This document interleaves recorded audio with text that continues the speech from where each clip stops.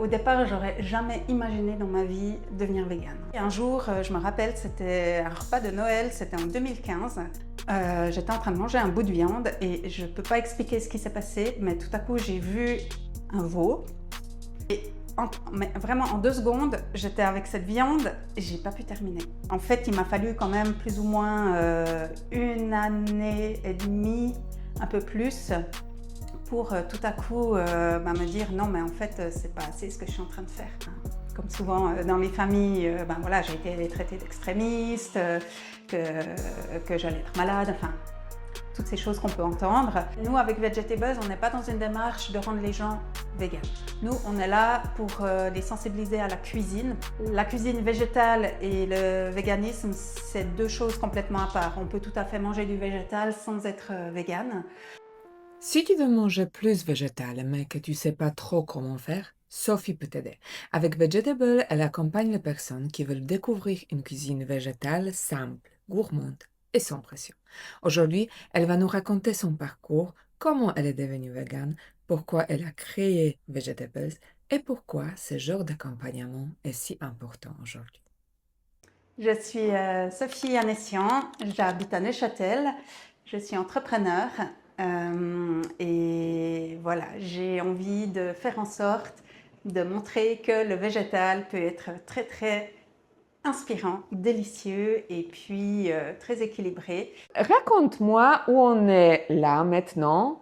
C'est quoi cet endroit ici? Alors ici c'est Vegetables, donc c'est mon laboratoire de cuisine que j'ai décidé de créer pour pouvoir faire différentes choses. Donc notamment accueillir des gens pour pouvoir faire des ateliers de cuisine, donc le public de manière générale, accueillir aussi des chefs professionnels qui aimeraient avoir de nouvelles inspirations pour la cuisine végétale. Et puis le but c'est aussi de pouvoir faire tout type d'ateliers. Donc ça peut être aussi des ateliers de sensibilisation. On pourrait même imaginer faire des petites conférences, alors pas avec énormément de gens, mais on pourrait tout à fait imaginer de le faire. Et puis le but c'est aussi de créer une forme de coworking ici et de permettre à des personnes qui auraient besoin d'un local très ponctuellement de pouvoir venir utiliser Vegetables, donc le labo, bien sûr uniquement pour de la cuisine végétale. D'accord. Alors, toi, tu connais toutes les véganes et végétariens du quartier ou même les cantons. Non, alors vraiment pas du tout. Je découvre encore très régulièrement des nouvelles personnes et c'est vraiment super. Après, Vegetables s'adresse à des personnes qui ne sont pas encore végétariennes ou végétaliennes, mais qui ont des questions, qui aimeraient peut-être réduire la viande, qui aimeraient ou peut-être aussi aller plus dans le végétal ou voire même devenir végane, hein. J'ai aussi des personnes qui m'ont contactée parce que c'était un souhait et elles ne savaient pas comment faire. Donc, c'est vraiment cette optique d'accompagnement, de conseils, d'inspiration et puis de le faire de manière sympa, fun. On rigole beaucoup, il y a tout un côté sensibilisation, mais ce n'est pas une démarche qui dit aux gens vous devez faire comme ci ou comme ça, ce n'est pas du tout le but. Le but c'est vraiment de dire ben voilà, là à la place de mettre peut-être ton steak, regarde tu peux mettre ça, ça, ça ou ça. Donc par exemple des lentilles, des légumineuses, du tofu, du seitan, enfin il y a tellement de possibilités. Donc l'idée c'est vraiment d'accompagner à cette transition, si je peux dire comme ça, ou ce changement d'habitude. Après, c'est quoi le plus grand problème pour eux quand ils commencent cette démarche? Alors, la plupart du temps, c'est je ne sais pas quoi cuisiner. Et les personnes tout à coup se retrouvent face à quelque chose qu'elles ne connaissent pas. Donc, je Mhm. dirais c'est un peu dans tous les domaines, hein. Dès qu'on doit découvrir quelque chose, au début, ça fait peur. Et puis, il y a aussi souvent ce qui revient, c'est j'ai pas le temps de cuisiner. Ouais, j'ai la flemme. Il y a plein de choses qui font que finalement les gens n'arrivent pas forcément d'eux-mêmes, ou en tout cas les personnes d'elles-mêmes, à faire ces changements. Et c'est vrai que, encore une fois, quand on veut opérer un changement, je pense que la première chose à faire, c'est déjà de se renseigner s'éduquer, voir qu'est-ce qui existe. Et puis, le plus simple parfois, c'est d'avoir quelqu'un à côté pour pouvoir aider et puis montrer comment on peut faire les choses, accompagner. Mhm. Toi, tu es végane Oui, depuis longtemps? je suis végane depuis fin 2017. Mhm. Pourquoi? Ça vient d'où cette décision? Alors, au départ, j'aurais jamais imaginé dans ma vie devenir végane. Vraiment. Moi, j'ai toujours mangé de la viande depuis toute petite. Bien qu'on avait énormément d'animaux à la maison, on a eu des poules, des cochons, des oies, des chiens, des chats, des lapins. Et c'est vrai que depuis toujours, j'étais très très proche des animaux. Et en même temps, comme souvent on le dit, il y avait cette dissonance totale et cognitive finalement de qu'est-ce que c'est qu'un bout de viande et qu'est-ce que c'est qu'un animal. Et du coup, voilà, j'ai grandi comme ça, dans cette culture un peu de viande. Et à un moment donné, tout à coup, j'ai commencé à prendre conscience qu'il y avait des choses qui se passaient au niveau de l'élevage qui n'étaient pas tout à fait OK. Mais je n'avais pas encore du coup les connaissances. Et de fil en aiguille, un jour, je me rappelle, c'était un repas de Noël, c'était en 2015, pour passer de l'année 2015 à 2016. J'étais en train de manger un bout de viande et je ne peux pas expliquer ce qui s'est passé, mais tout à coup, j'ai vu un veau qui était en train de se faire tuer. Je ne sais pas comment ça m'est venu dans ma tête, je ne peux Mhm. pas l'expliquer. Et mais vraiment en 2 secondes, j'étais avec cette viande et j'ai pas pu terminer. Et ça m'a créé un dégoût tellement profond. Et les gens autour de moi, ils me regardaient, ils disaient mais qu'est-ce qui se passe? Et puis je disais non mais en fait je peux plus, je peux juste plus. Donc à partir de là, j'ai décidé d'arrêter les produits carnés, donc la viande. Pas encore le poisson, parce que là, je n'avais pas encore du tout toutes les références au niveau du poisson. Mais j'ai arrêté la viande et puis je me disais pseudo-végétarienne avec cette volonté finalement d'aller peut-être vers un végétarisme total, on va dire. Et en fait, il m'a fallu quand même plus ou moins 1 année et demie, un peu plus, pour tout à coup me dire non, mais en fait, c'est pas assez ce que je suis en train de faire. Mhm. Je suis pas encore alignée à mes valeurs. Et en réalisant ça, finalement, j'ai commencé à regarder un peu qu'est-ce que je devais encore enlever dans mon alimentation. J'avais aussi à un moment donné un intérêt pour l'environnement. Et du coup, je m'étais déjà attaquée aux produits cosmétiques, produits ménagers. Donc là, j'étais déjà un peu aussi dans cette démarche. Et puis, en fait, avec l'alimentation, de fil en aiguille, ça a commencé à suivre. Ce qui a été un gros déclencheur, ça a été le film Okja, où on retrouve en fait dans une espèce comment dire, d'environnement où on a des super pigs qui sont élevés justement et c'est vraiment, enfin moi ça m'a ouvert un truc. Et en fait ce qui m'a vraiment réveillée, c'est quand j'ai vu les activistes qui étaient là pour aller sauver les animaux. Et là je me suis dit, mais en fait moi c'est ça que je veux faire. Moi je veux vraiment sauver les animaux en fait. Donc automatiquement si je dois faire ça, enfin si je veux faire ça, je peux plus les manger. Et à partir de là, j'ai fait vraiment ma transition. J'étais toute seule, donc je ne savais pas du tout ce que je faisais, mais j'étais convaincue que je devais faire ça. Ça a été au départ un peu perçu, comme souvent dans les familles, voilà, j'ai été traitée d'extrémiste, que j'allais être malade, enfin, toutes ces choses qu'on peut entendre. Et ce qui a aussi permis d'aller un peu plus loin dans la démarche, c'est quand j'ai commencé à faire du militantisme. Donc j'ai rejoint différents groupes d'activisme pour les animaux, pour la libération animale. Et puis c'est aussi à ce moment-là où j'ai rencontré des personnes géniales, incroyables, qui m'ont donné aussi beaucoup plus d'informations sur comment je devais m'alimenter, qu'est-ce qui était important. La B12 par exemple, pendant 1 année en tout cas, j'en avais pas pris parce que je m'étais pas plus renseignée que ça. En fait, moi, j'étais tellement fixée, je dois plus manger d'animaux, je le fais pour les animaux, que j'ai pas vraiment pris en compte tous les aspects santé qui pourraient potentiellement être importants. Et en ayant pu rencontrer ces personnes, mettre en place tout ça, de fil en aiguille, j'ai commencé ouais, à trouver une nouvelle vie. Et en fait, ce qui a été le plus incroyable, c'est qu'au moment où tout s'est aligné, en fait, j'ai enfin compris pourquoi j'étais là, à quoi je servais sur cette terre quelque part, parce que pendant des années, j'étais un peu en errance, c'était compliqué, j'étais jamais intégrée, enfin, j'avais tout le temps des problèmes, j'étais toujours un peu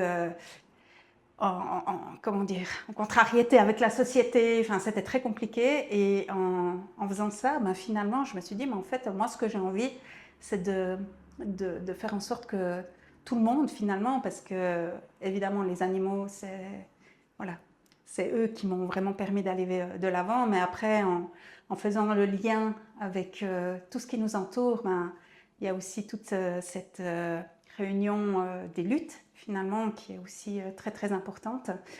Et ça m'a permis aussi de m'intéresser à plein d'autres causes, à élargir mes connaissances, à élargir tellement de choses. Et j'ai commencé à écouter aussi beaucoup de podcasts sur l'antispécisme, sur qu'est-ce que ça veut dire, pourquoi est-ce qu'on est perçu parfois justement comme des extrémistes alors que non. Nous, la seule chose qu'on veut, c'est abolir l'exploitation animale. Et oui, ça m'a vraiment permis aussi d'adapter mon discours et de comprendre que finalement, pour que je sois totalement alignée, j'avais aussi besoin de le faire à un niveau professionnel. Alors, comment ça changeait aussi ta vie professionnelle? Ouais. Alors moi, j'ai travaillé pendant plus de 15 ans dans le domaine des ressources humaines. J'ai eu différents postes à responsabilité aussi et je m'occupais principalement d'accompagner le personnel qui était dans les entreprises. Et puis c'est vrai qu'à un moment donné, quand j'ai commencé à faire ma transition, tout à coup, ça n'avait plus de sens pour moi en fait. Où j'étais, dans l'industrie où j'étais dans l'horlogerie. Je me suis dit, mais en fait, l'horlogerie, bon, ok, c'est un peu ce domaine voilà, de Ouais. luxe ou ce qu'on veut. Mais en soi, c'est pas l'horlogerie qui va sauver le monde, d'une certaine manière, on s'entend.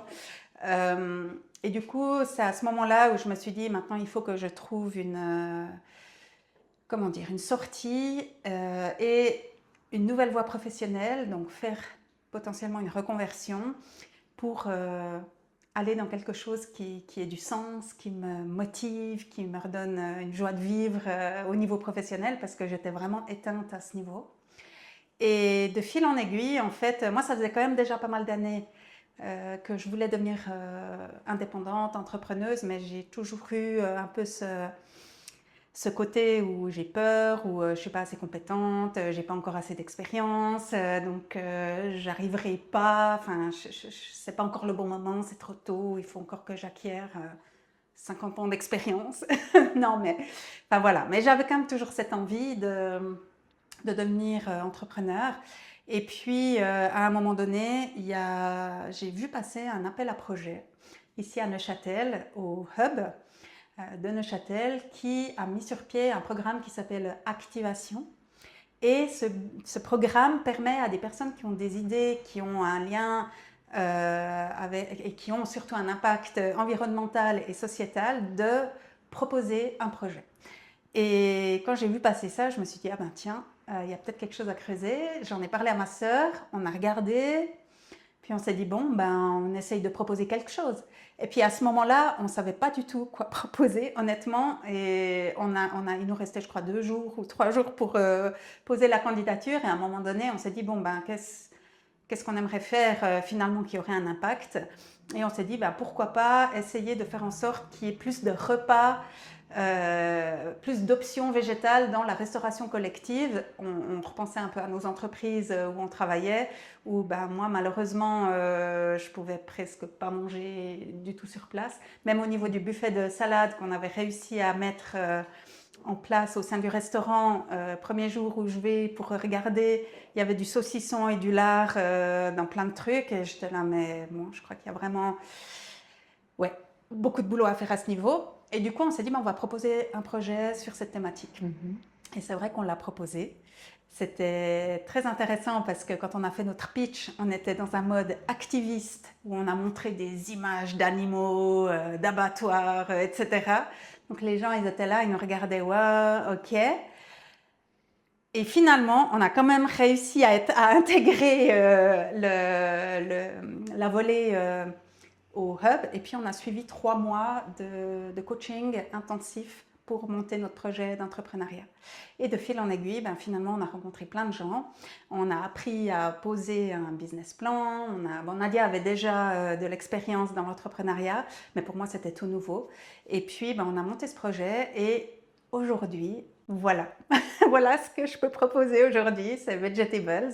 Et il y a eu énormément d'amélioration, de développement. On a aussi revu toute notre communication parce que le but, c'est pas de faire peur aux gens. Au contraire, nous, on est là pour pouvoir inspirer, motiver, donner des clés et puis que les gens aient envie de le faire. On n'est pas là pour leur taper dessus en disant attends, tu dois faire ça.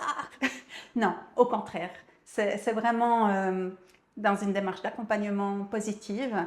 Et c'est pour ça aussi que toute notre communication est vraiment orientée sur comment ajouter plus, comment faire différemment, comment et pas si tu dois faire ça, il faut faire comme ça, comme ça, comme ça. Non, tu peux le faire de cette manière.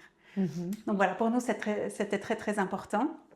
Et puis, il y a 2 ans, 3 ans, 2 ans, je ne sais plus exactement, Nadia a décidé de quitter l'entreprise.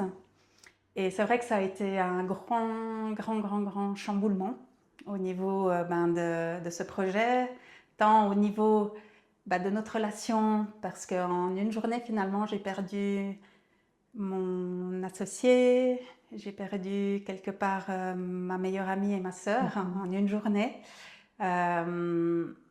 Maintenant, ça va très très bien, on est toujours très proches, il n'y a pas de problème, mais c'est vrai que ça a été une période de transition très difficile. Et ça a ralenti aussi le développement, tous les projets qui devaient être mis en place. Et du coup, j'ai dû aussi prendre beaucoup sur moi pour me recentrer, comprendre aussi comment, en tant que seule personne, j'allais diriger une entreprise, moi qui n'avais jamais fait ça de ma vie. Et puis, j'ai fait de mon mieux. Je fais de mon mieux. Je ne fais pas tout juste. Je ne fais pas tout faux non plus, je pense, parce que je suis quand même là. Il y a quand même beaucoup de demandes qui arrivent. Et une chose qui est assez intéressante, c'est que je crois que depuis le début, j'ai fait 3 contacts d'entreprise uniquement. Et tout le reste, c'est vraiment que du bouche à oreille. Tout le monde vient et même des grosses entreprises. Donc, ça veut dire qu'il y a quand même un intérêt et que ça convient et que c'est adapté. Donc voilà, aujourd'hui, j'en suis à ça. Et ouais, c'est la meilleure chose que j'ai pu faire dans ma vie. En fait, déjà, de devenir végane pour comprendre un peu tout le système dans lequel on est et par la suite réussir à aligner professionnellement mes valeurs et créer ce projet. Après, c'est pas de tout repos, vraiment. 2025 a été une des plus grosses années de ma vie, vraiment très compliquée. Mais j'ai tenu le coup, donc c'est aussi faisable. Après, c'est vrai que c'est important aussi de prendre, comme on le dit très souvent, il faut prendre soin de soi. Mais c'est vrai que quand on est dans le rythme, dans le truc, c'est parfois très très compliqué de le faire, même si on sait qu'on doit le faire. Et là, du coup, ce début d'année, j'ai décidé de ralentir un tout petit peu le rythme pour repenser plein de projets, revoir un peu ma stratégie et repartir à fond les ballons tout prochainement. Donc voilà. Bravo, félicitations en tout cas, tu as réussi. Voilà. Maintenant, dis-moi, qui vient maintenant vers toi pour et quelles demandes les gens ou les entreprises ils ont? Alors, j'ai différents types de demandes parce qu'on a décidé finalement de proposer différents services. Quand je dis on, c'est que Vegetables, en fait, c'est une plateforme qui réunit plein de consultantes, consultants, experts dans leur domaine, que ce soit des chefs, de cuisine professionnelle, surtout voilà, spécialisées en alimentation végétale, que ce soit des personnes qui sont, j'ai une ingénieure agronome qui est aussi dans l'équipe, des personnes qui s'occupent de la communication. Tu as les chefs ici avec toi? Alors j'ai des chefs véganes, on va dire, Oh, donc vraiment des personnes qui sont c'est pas voilà, facile de génial. trouver, Non, hein? c'est très compliqué de trouver. Et Mais il du coup, existe mais quand il y même. en a qui existent. Mm. Après, c'est vrai qu'ils sont beaucoup du côté français. Mais c'est des personnes voilà, avec qui on partage totalement les valeurs et à qui je ne dois pas commencer à expliquer qu'est-ce qu'il faut faire. Parce que je pense que c'est hyper important d'avoir des personnes qui soient alignées avec ce qu'on propose. On a aussi une diététicienne, aussi une médecin chiropracte qui est spécialisée en alimentation végétale. Donc, une des stratégies que j'ai mises en place, c'est vraiment de travailler avec des organismes qui sont dans la restauration. Donc, je travaille notamment avec Eureka Formation qui fait partie de GastroNeuch à Neuchâtel. Je travaille aussi avec Gastro Fribourg, Gastro Vaud. Et le but, c'est de passer par ces organismes pour proposer des formations.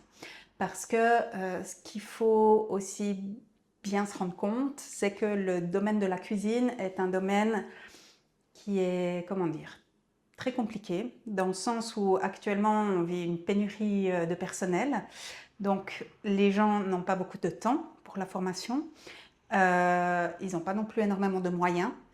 Et le but, c'est pas de commencer à créer des formations invendables, parce que non, nous, ce qu'on veut, c'est vraiment les accompagner à ce qu'ils puissent apprendre à ajouter plus de végétal dans leur menu.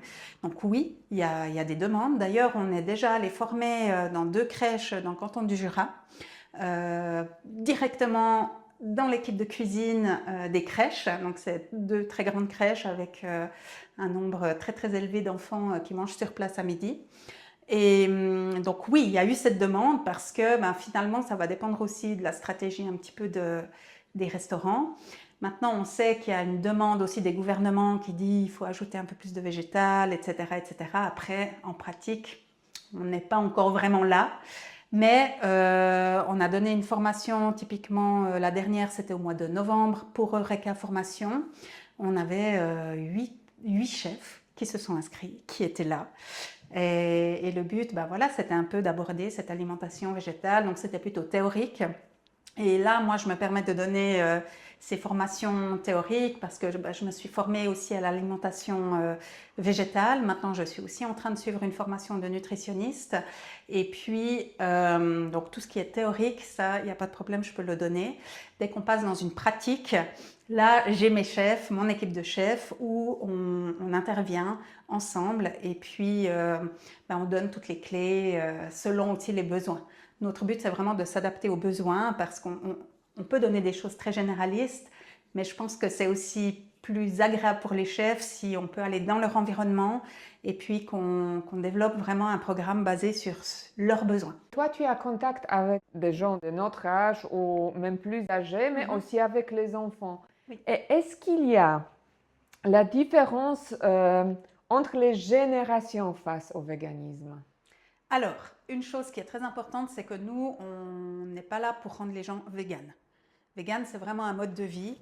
C'est une manière de faire de son mieux et puis d'essayer de faire le moins Mais de mal. parfois, ça commence comme ça quand même, par la cuisine, non? Alors, on est tout à fait d'accord, mais nous, avec Vegetables, on n'est pas dans une démarche de rendre les gens véganes. Nous, on est là pour les sensibiliser à la cuisine, parce que pour moi, la cuisine végétale et le véganisme, c'est 2 choses complètement à part. On peut tout à fait manger du végétal sans être végane. Donc nous, vraiment, là, on axe sur la cuisine végétale. Alors, au niveau des générations, c'est assez intéressant parce que on a donné des ateliers dans les lycées. On a des jeunes qui étaient extrêmement réceptifs, qui ont eu beaucoup de questions et puis qui avaient même parfois déjà des connaissances, et d'autres qui étaient complètement à l'opposé, qui s'en fichaient complètement, et c'était très compliqué. Et c'est vrai que pour pour ces jeunes, ce qui peut être aussi très difficile à gérer, c'est que aujourd'hui, ils ont accès à de la fast-food en permanence. Quand on voit qu'une grande enseigne propose comme petit déjeuner un Red Bull et un croissant bourré de plein de choses, on peut vraiment se poser la question à quel point les jeunes se disent après, mais qu'est-ce que je vais aller manger de l'avoine, des flocons d'avoine quand ils ont cette possibilité qui leur est proposée. Donc, je pense qu'il y a aussi toute une éducation à faire à ce niveau-là. Et au niveau des adultes, en général, c'est assez intéressant parce que dès que j'arrive quelque part et que je dis, moi, voilà, je suis dans la cuisine végétale, tout de suite, ah oui, alors moi je mange de la viande, mais quand même moins. Et puis, parce qu'il y a une méconnaissance finalement de la cuisine végétale, mais quand même un intérêt qui est là. Après, c'est vrai que parfois il y a quelques personnes, si elles n'ont absolument pas d'ouverture et puis qu'elles veulent juste chercher la petite bête, au bout d'un moment je coupe la discussion parce que pour moi, ça ne m'apporte pas grand-chose. Et puis, si cette personne est vraiment dans sa position, ça ne va pas non plus lui permettre forcément de changer. Donc, au niveau des adultes, je pense qu'il y a vraiment maintenant une prise de conscience qui se fait petit à petit. Donc, la plupart des adultes sont conscients. Et puis, c'est vraiment quelque chose qui les interroge. Donc, je reçois beaucoup de questions, ce qui est plutôt positif. Au niveau des personnes âgées aussi, j'étais très surprise à un moment donné de voir, quand on a fait l'atelier dans la commune de Nehru, on avait vraiment toutes les générations et même des personnes âgées, voire déjà dans un âge bien avancé, qui étaient là et qui étaient vraiment très intéressées parce qu'en fait, souvent, les personnes, quand elles deviennent plus âgées, il y a un changement au niveau du comportement alimentaire et notamment beaucoup de personnes diminuent la viande. C'est vrai, oui. Pour différentes raisons. Certaines, soit elles n'arrivent plus vraiment, soit elles perdent un peu l'appétit.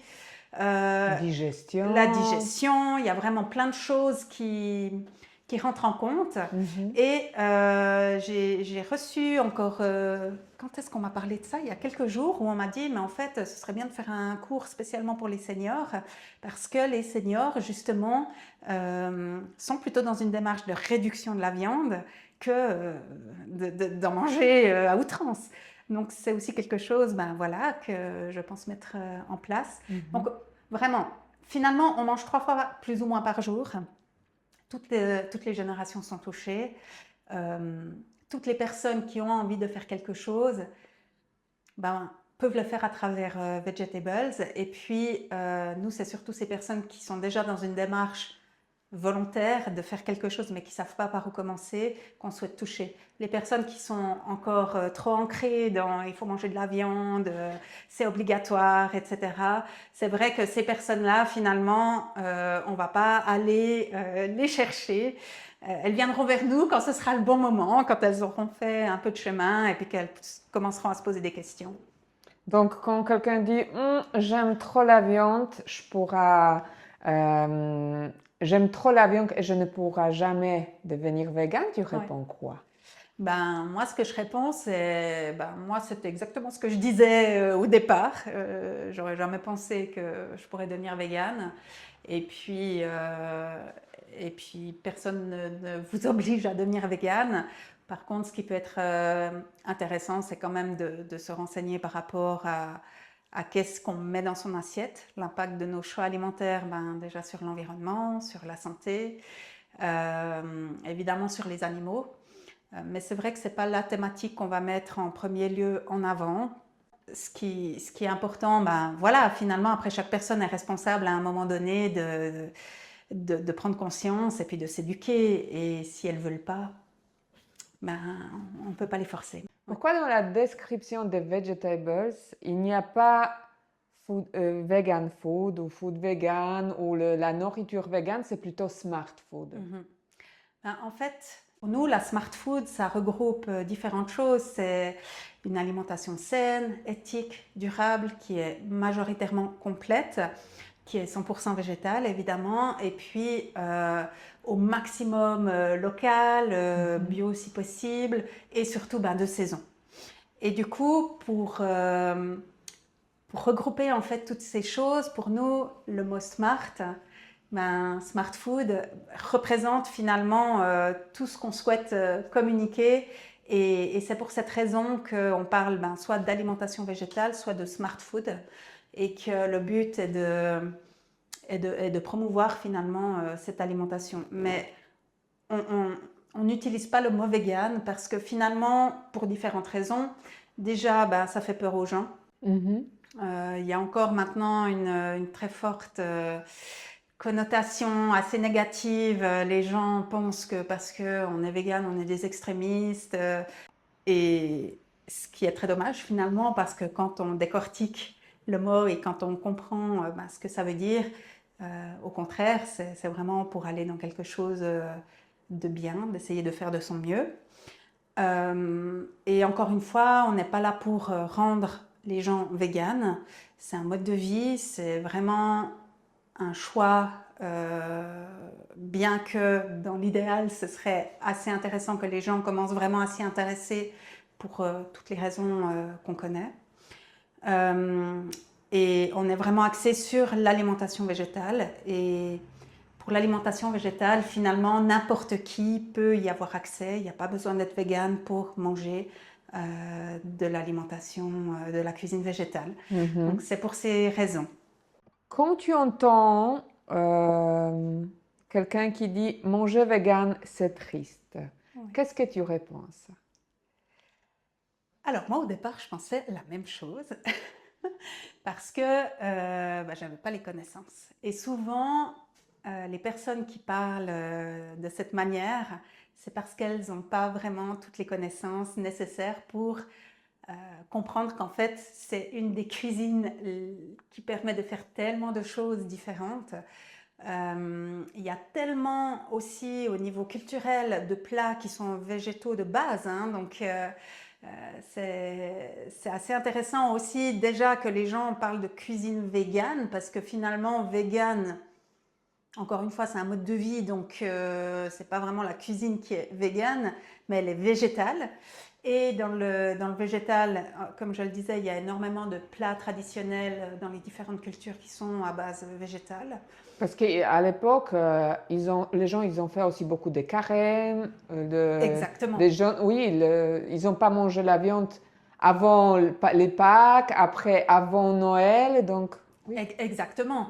C'est vrai que nous, on est actuellement dans une situation sociétale où on n'a jamais mangé autant de viande de notre vie à cause de l'élevage intensif. Et du coup, à l'époque, personne ne mangeait de la viande comme on en mange aujourd'hui. C'était impossible. Et je parlais encore la semaine dernière avec une personne qui va avoir 80 ans, qui me disait, mais nous, si on pouvait une fois par mois avoir un poulet, c'était énorme. On était pauvres, donc on mangeait beaucoup de céréales, beaucoup de légumineuses, des légumes, des fruits, mais on n'avait pas la possibilité de Mhm. manger de la viande à chaque repas. Ouais. Donc ça aussi, il faut bien en prendre conscience. Et du coup, aujourd'hui, aussi avec toutes les études concernant les maladies que ça peut générer, enfin, je pense qu'il y a vraiment quelque chose aussi à réfléchir de ce Mhm. côté. Donc, dire ouais, c'est fade, c'est nul, on mange que des graines ou de l'herbe, parce que c'est souvent ce qu'on peut entendre. Le but avec nos formations aussi et nos cours, c'est de prouver totalement le contraire et de montrer qu'il y a une variété infinie, une possibilité infinie de plats qu'on peut créer. Voilà, il y a tellement d'aliments, tellement d'ingrédients aussi à utiliser pour donner aussi ce goût umami qu'on peut retrouver clairement dans la cuisine végétale, que pour moi c'est un peu difficile quand j'entends ça. Enfin, je me dis bon d'accord, la personne n'a pas encore ses connaissances et ses compétences, et dans l'idéal j'essaie de lui proposer différentes choses à faire, dont notamment peut-être un atelier pour découvrir tout ce qui est possible de faire. Mhm. Alors, madame, un défi. Je rentre de travail, j'ai 10 minutes pour manger quelque chose vegan et bon pour la santé. Euh, Est-ce que tu peux me proposer un produit que je peux bien remplir le ventre? Tu peux prendre des pâtes complètes. que tu mets à cuire. Et puis, parallèlement, tu peux préparer une sauce bolognaise avec des protéines de pois texturées. Je ne sais pas si tu connais l'entreprise Protaneo, mais elle a développé vraiment un produit qui est incroyable. On dirait de la petite viande hachée, c'est déshydraté.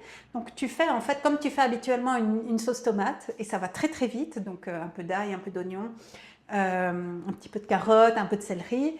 Hop, tu fais revenir tout ça avec le Protaneo et puis ensuite tu assaisonnes, tu mets ta sauce tomate. Moi je mets un peu de concentré de tomates aussi, j'aime bien mettre un peu de sauce soja, etc. Bon, j'agrémente. Et honnêtement, allez, moi, ma bolognaise la semaine dernière, quand je l'ai faite, ça m'a pris 8 minutes. Donc le temps que tes pâtes cuisent et que ta bolognaise soit prête, ça va très vite. Donc Mhm. en 10 minutes, tu peux te faire quelque chose comme ça. Après, si tu n'as pas l'expérience et que tu souhaites aller sur quelque chose de beaucoup plus rapide, tu peux prendre du Plantid, par exemple. Ils ont développé maintenant différents produits qui permettent très très facilement de les cuisiner. Donc, tu peux avoir un steak que tu mets dans une poêle et c'est un petit peu moins smart, mais moi j'aime bien les arroser un peu avec du beurre, avec Végétal. du beurre végétal évidemment. Enfin, moi j'utilise la marque Flora en Mhm. général. Et puis mettre un petit peu de romarin, d'ail, ça donne un goût aussi. Et puis ça c'est quelque chose d'assez incroyable et en quelques minutes il est grillé et c'est vraiment très très très bluffant. Et c'est tout facile à trouver. Et c'est tout facile à trouver parce qu'on a de la chance finalement en Suisse. Souvent on dit oui, mais il n'y a pas énormément d'options. Mais quand on connaît, on se rend compte que par rapport à d'autres pays, on a quand même déjà passablement de choses. Alors peut-être un peu plus dans les villes que peut-être dans les villages. Mais Coop, Migros, même chez Aldi, Lidl, on peut retrouver ces produits, même chez Denner. J'en ai même vu chez Denner. Donc finalement, alors oui, c'est dans la grande distribution, mais on peut en trouver. Et sinon, il y a d'autres alternatives que vous pouvez aussi trouver dans les magasins bio. Enfin, il y a de nombreuses marques qu'on peut retrouver comme ça. Et du coup, honnêtement, voilà, ça vaut la peine de tester, de découvrir, d'innover. Enfin, je pense que vraiment il y a quelque chose à faire. Et en plus de ça, je me permets de rajouter, ce sont des produits qui contiennent très très peu d'ingrédients. Et par rapport à de la viande, ce sera toujours mieux de manger ce type de produit que de la viande. Donc vous pouvez vraiment y aller. Pas manger ça forcément tous les jours, mais de temps en temps, quand on est un petit peu sur le stress, qu'on n'a pas envie forcément de faire une grande cuisine, hop, on peut faire un petit Plantid et honnêtement, ça passe très bien. Mhm. Quel message aimerais-tu faire passer à quelqu'un qui hésite encore à changer ses habitudes alimentaires? Eh bien, ce que j'ai envie de dire à cette personne, c'est que oui, ça fait peur, c'est pas facile forcément au début parce qu'on doit apprendre des nouvelles choses, mais on peut le faire aussi de manière très progressive. On n'a pas besoin de tout changer du jour au lendemain, clairement pas, au contraire. Je pense que aussi pour que ça se mette dans la durée, c'est bien de commencer par des petites choses, au lieu de prendre un ingrédient qu'on a l'habitude de prendre. Voilà, par exemple, si on fait du poulet très régulièrement, on peut commencer à intégrer du Plantid à la place du poulet. Peut-être à la place de prendre de la crème de vache, on peut tout à coup partir sur une crème de soja, une crème d'avoine. Enfin, maintenant, il y a de nombreuses alternatives qu'on peut trouver dans le commerce. Et de fil en aiguille, on commence à ajouter. Le but, c'est vraiment d'ajouter plus dans son assiette que d'enlever. C'est important de manger suffisamment. Hein. On ne va pas commencer à enlever le tout. Mais surtout aussi d'imaginer intégrer beaucoup plus de légumes, notamment les légumes verts qui sont excellents pour la santé, d'intégrer des aliments complets, donc par exemple les pâtes, peut-être opter au fur et à mesure pour des pâtes complètes de temps en temps. Il y a même maintenant des pâtes aux lentilles qui existent, donc il y a vraiment de plus en plus de choses. Et puis petit à petit, regarder les produits qu'on a habituellement et voir si on trouve un substitut à ces produits d'origine végétale. Mhm. Et moi, au départ, j'étais là, je me suis dit, mais ça va être tellement compliqué, je vais jamais réussir. Et en fait, je me rends compte qu'en quelques semaines, après, on dit souvent que un changement s'installe plus ou moins en 21 jours. En quelques semaines, finalement, au lieu de faire mon trajet habituel que je faisais dans mes commerces, je l'ai changé. Et aujourd'hui, il est toujours le même. Et surtout, il ne faut pas oublier qu'on a souvent tendance à manger très fréquemment les mêmes choses parce qu'on a l'habitude, c'est des goûts qu'on aime bien. Et je suis sûre que si vous faites le compte de ce que vous mangez comme plat que vous cuisinez à la maison, vous allez vite voir que ça revient souvent à la même chose. Donc c'est là aussi où vos plats préférés, peut-être regardez comment est-ce que vous pouvez ajouter plus de végétal. Mhm. Pendant les cours que tu donnes, qu'est-ce qu'ils surprend le plus les gens qui viennent au cours de cuisine smart food, voilà, chez toi? En fait, les gens, souvent, ils sont extrêmement surpris par la diversité. Parce que dans nos cours, on n'est pas juste là à faire une entrée, un plat, un dessert. On fait plein de recettes. Et par groupe, donc on divise les recettes par différents groupes. Et les gens, ils se rendent compte finalement qu'il y a tellement de choses qu'on peut cuisiner et que c'est très facile parce qu'on prend souvent vraiment des recettes qui sont très accessibles, faciles, rapides. Et à la fin, on a un magnifique buffet tout à coup qui prend forme et les gens se disent mais on a cuisiné tout ça. Tous les ingrédients qu'on met à disposition, la plupart des gens ne les connaissent pas. Ils se disent mais waouh, alors que c'est des choses très simples, hein, c'est beaucoup d'épices. Voilà, la sauce soja, souvent les gens ne l'utilisent pas au quotidien, donc ne connaissent pas, ils ne savent pas qu'on peut vraiment aromatiser énormément avec de la sauce soja. Et vraiment la facilité finalement de créer ces recettes. Donc c'est vraiment ça qui ressort. Mhm. Super. Merci beaucoup, Sophie. Merci à toi, merci beaucoup de m'avoir interviewée.